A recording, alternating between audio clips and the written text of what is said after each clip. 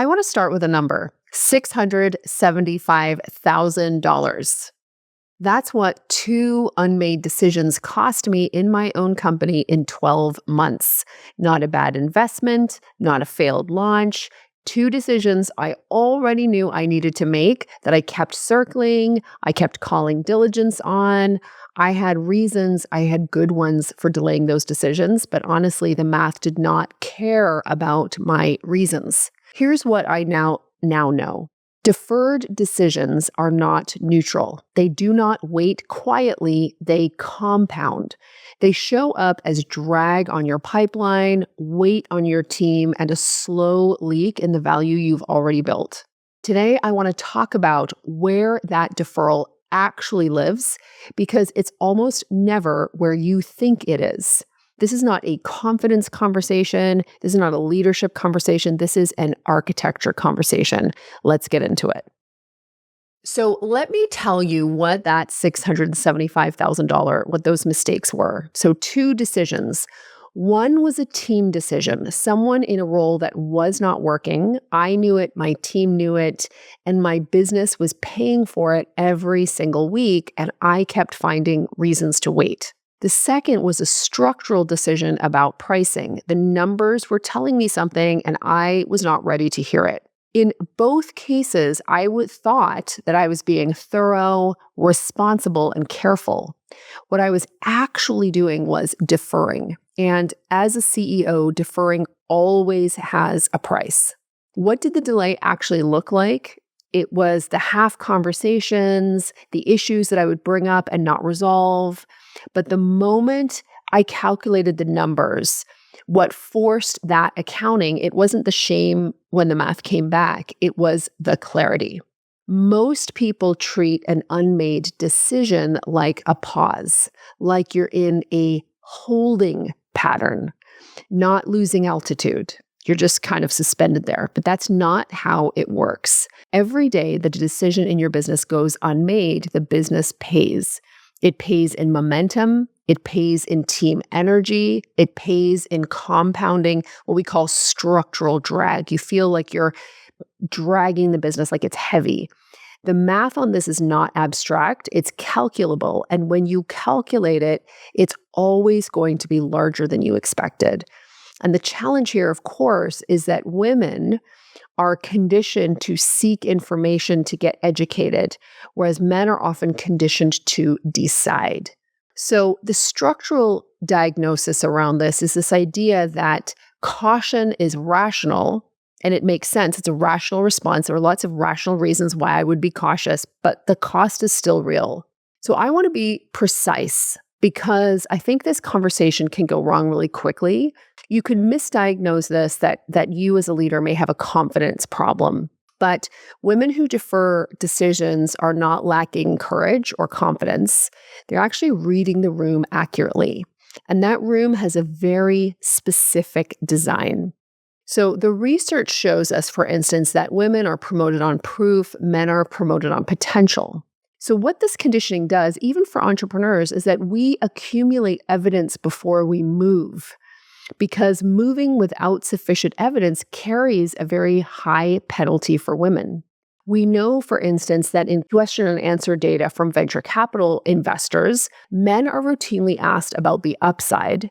Women are asked about risk. It's the same room, but it's a different frame. Women will typically score ourselves lower on performance reviews, even when our objective performance scores are equal. And the other thing that I'm sure many women who are listening to this podcast have experienced, when women exercise authority too cleanly, backlash typically follows. So the idea is that we're not hesitating randomly. In delaying those decisions, I was practicing generations of indoctrination to read the room carefully before I exercise my authority. And because of that conditioning, our authority gets rooted into preparation, more research. Let's do a little bit more to make sure we're gathering consensus around this. A decision is sitting there, we're calling another meeting. Now, don't collapse my frame here and say that I am saying that consensus gathering is bad. That's not what I'm saying. What I'm saying is that consensus gathering is not a substitute for decisions or authority. And the problem is that I see a lot of women founders using it thus. And that's the problem. And in fact, this substitution, you getting more data, dithering over the decision, getting more consensus gathering, asking every Tom, Dick, and Harry, this doesn't just happen occasionally. It happens enough to shape women's earnings. Women are socially rewarded for preparation, but authority and wealth compound around people who decide. So, where does this show up most expensively? I've asked this question enough times to know the answer. It's almost never a pricing conversation. It's almost always a person. It might be a team member who stopped performing months ago, but they've been at your company long enough that the relationship is the reason they are still in the seat. It could be a hire that you know could unlock the next level of business growth, but it feels like a commitment that needs even more certainty on your part first. It could be a role that actually requires restructuring, but restructuring it means that someone might feel demoted. And so in any one of these cases, you delay the conversation. And this is one of the most common delays in business. So this decision keeps not getting made because the relational cost feels immediate and the structural cost feels diffuse. I'm going to say this one more time because this needs to land with you. The decisions, especially around people, keep not getting made because the relational cost feels very immediate, but the structural cost is diffuse. And the rationalization sounds something like this. The timing isn't right. I want to give them another quarter. These are real thoughts, and they are very expensive delays. So here's why this one is so costly in a service business. Service businesses run on relationships, including internally. And women are socialized to protect relational harmony. So people decisions carry a particularly high social tax. So the decision waits, and while it's waiting, it's not neutral. It is costing your business money and lost opportunity, and you are allocating resources that should be allocated to moving the needle to a low needle moving place. The wrong person in a seat doesn't simply underperform. They actually shape the culture of your business. They slow the team, they drain your cognitive bandwidth, and this happens every single day, even with great people.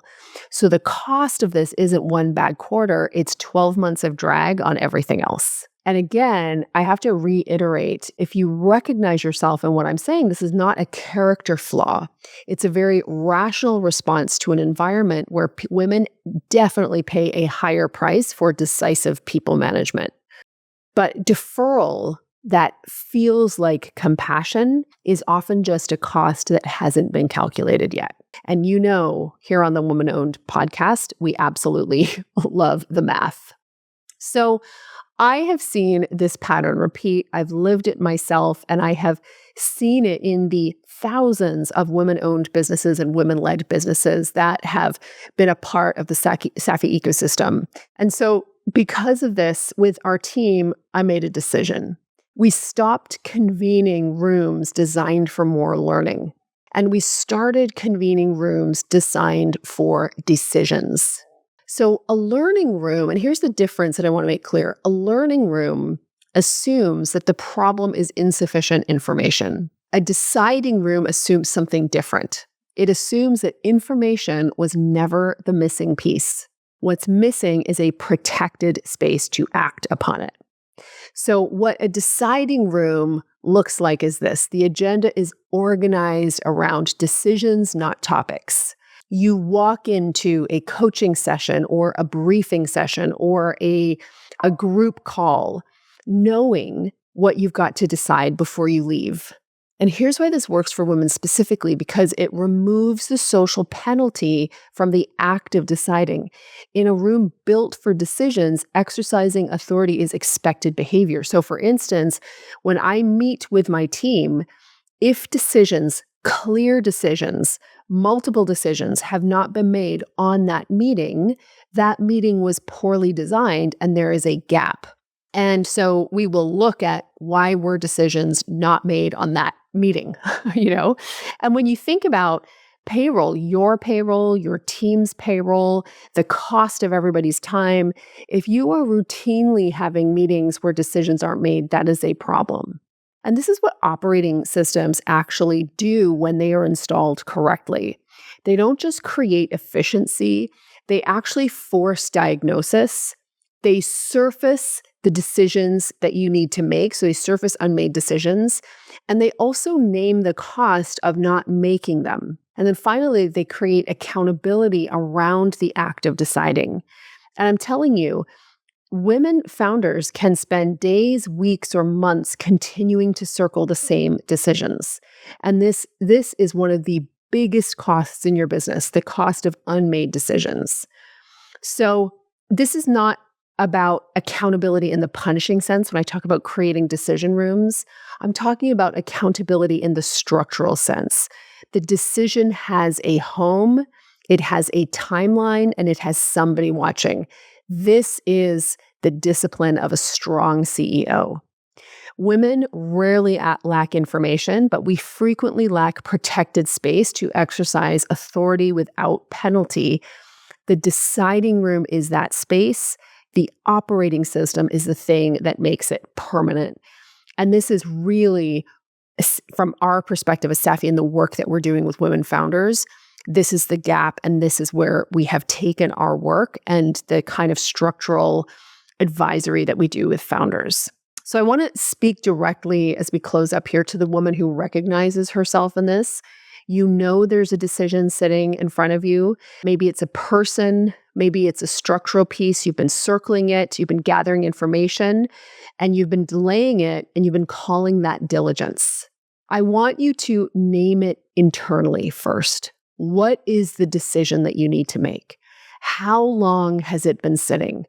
And bonus points, if you do the math, the weekly cost of it staying unmade. Let's say that you know in your heart somebody is not the right fit for your team, and you've actually known it for 3 weeks. Take their salary, divide it by 52. That'll give you their weekly salary. Multiply it by 3. That's how much that unmade decision has cost you. But the reality is it's probably costing you a lot more, because that becomes weight and structural drag that's actually holding you back from pursuing even more growth. The first move here is not action, it's accurate diagnosis. You can't decide your way out of a problem that you actually haven't named clearly. And most founders at this level have never had or given themselves the opportunity to have a structured diagnosis of where that deferral is actually happening. So you might feel the drag, you don't have a name for it.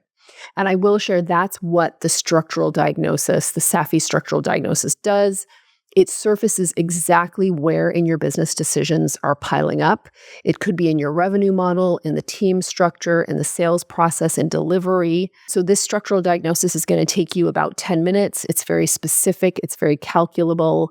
If you would like to take that diagnosis to help you surface, it's totally free, but it's a really great resource because it can help you start to surface where is the drag in your business and where are these unmade decisions piling up. And you can get your hands on that at safimedia.co/diagnostic. The link will also be in the show notes. I think I want to close by saying the research is very clear. Women are trained to accumulate knowledge, but power and wealth accumulate around decisions. Make more decisions. Move your business forward.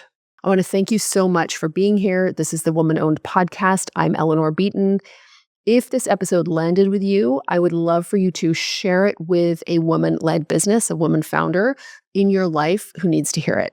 Thank you so much for being here, and I will see you next week.